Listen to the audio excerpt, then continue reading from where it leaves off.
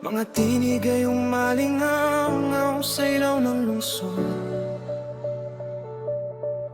Mga pangakong unti-unting nawawala sa mahabang gabi. Patuloy tayong tumatakbo sa lumang larong ito. Iba't ibang mukha, ngunit pareho pa rin ang sistema.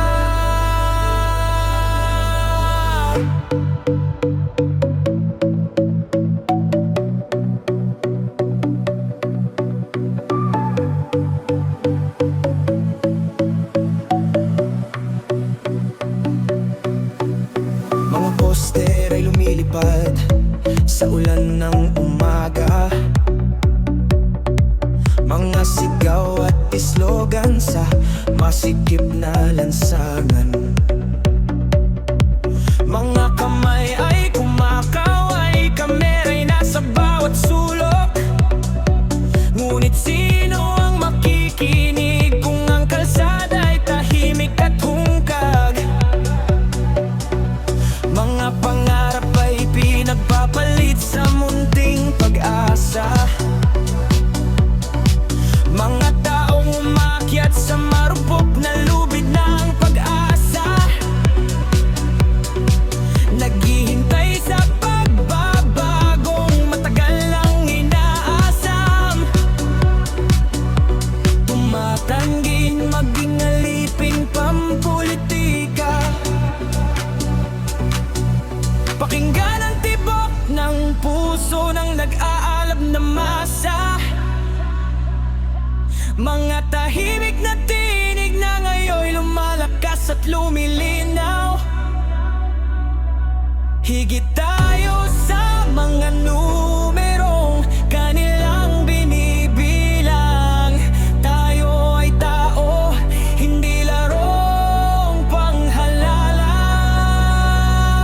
Hindi ako magiging aliping pampolitika.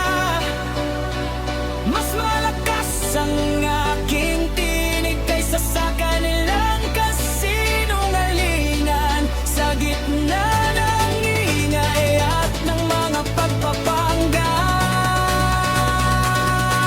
magdadaga kong tatayo. Hindi ako matatakot. Kalagin ang mga tanikala at sindihan ang apoy.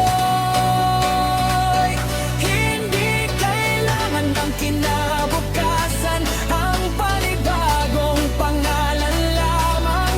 Magkatabi tayong kikilos at magliligtas para sa mundong malaya sa aliping pampulitik.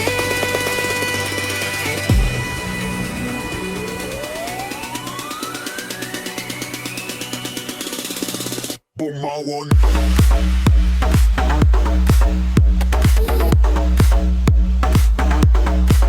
Lumaya.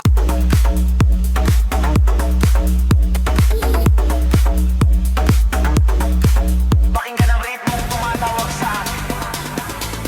Walang dako, walang talikala. Patal sa katatanatan. Mga billboard na naglilining sa ibabaw ng mga pangarap na hungkag. Walang bagay na tunay na katulad ng nakikita. Mga pangakong naglalaho sa hangin, nag-iiwan lamang ng mga alingaw-hungaw sa paligid. Ngunit nasa puso ng mamamayan ang tunay na lakas. Tulad ng dagat at ng pabago-bagong alon. Bawat tinig ay kayang magsimula ng malaking pagbabago. Wala nang mabubuhay bilang aliping pampulitika. Sa ilalim ng kumikinang na liwanag na kalangitan, tayo'y nagkakaisa. Nagsimula na ang takbuhin tungo sa kalayaan. Hindi tayo